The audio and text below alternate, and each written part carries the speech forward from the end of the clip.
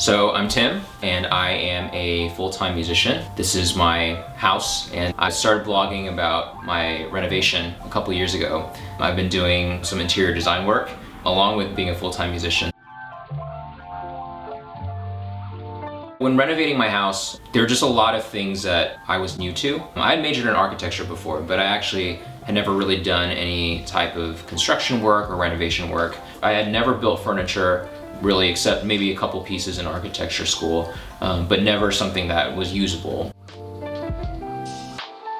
This coffee table right here, this was actually my design. It was a fun process of just figuring out how to put things together, just learning the material, because wood is really cool to work with. There's just so many things that you can do with it. Even with furniture building, there are a lot of materials available to you. You can use MDF, you can use plywood. When I'm building furniture, I try to use only solid wood.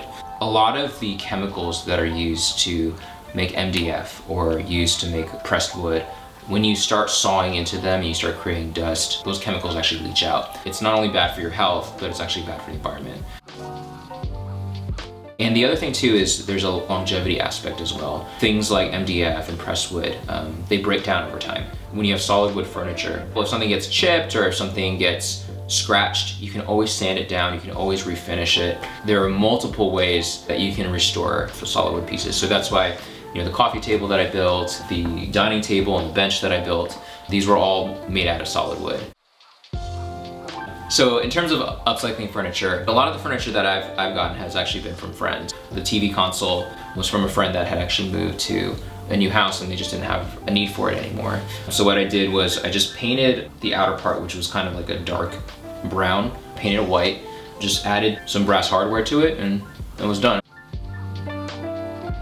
So the open shelving in the kitchen, they were just a bunch of boards that my friend was gonna throw away.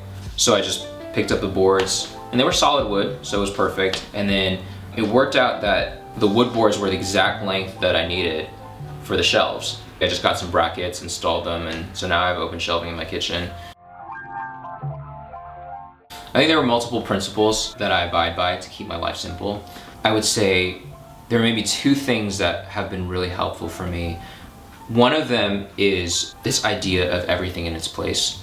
When you treat your objects and the things that you own with care and giving each object its home, this overarching principle helps inform everything else that you do. I tell my clients not to go into a store, right, and then just buy things willy-nilly off the shelf. You can end up buying something that you don't need and you just end up with clutter in your home. So I recommend to people, before you go into the store, take a picture of your room. Take a picture of the places that you feel like, you want to fill. And then take that photo with you into the store and then hold it up next to the object. Does it match in terms of color? Does it feel cohesive with your style? And I think that helps people have a little more intentionality when they're trying to see the potential in something being in their home. I have a philosophy for home organization, which is open versus closed. And I prefer open shelving, open storage. Those types of things actually force you to take an inventory of the things that you own. Not just how much you own, but the quality of the things that you own. So I actually built some of these open shelves in the living room, and it was a really hard project, but I'm really glad I did it because it was open storage where I could display the books that I own, objects that I've collected over time. And again, it's just a way for me to have things that are meaningful to me, on display, and then it still functions as storage as well.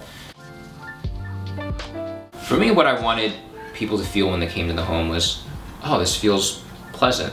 Naturally, my mind is very chaotic, and so in order to combat that, I try to keep my environment and my lifestyle fairly simple. Sometimes when I'm gone for 5 or 6 days at a time, being able to come home to something that is serene and calm and clean, it's such a nice feeling to come home to. So kind of having this system in place, something that was very easy for me to keep up in my daily life, has just given me the capacity to, spend more time with people, to be more productive in my work life. Everything that is in my home now, when I look at it, it makes me happy. Whether it's a photo or an object, that I've collected over time. Everything has purpose, everything has an intention, and I think that bleeds into everything else that I'm doing in life now too.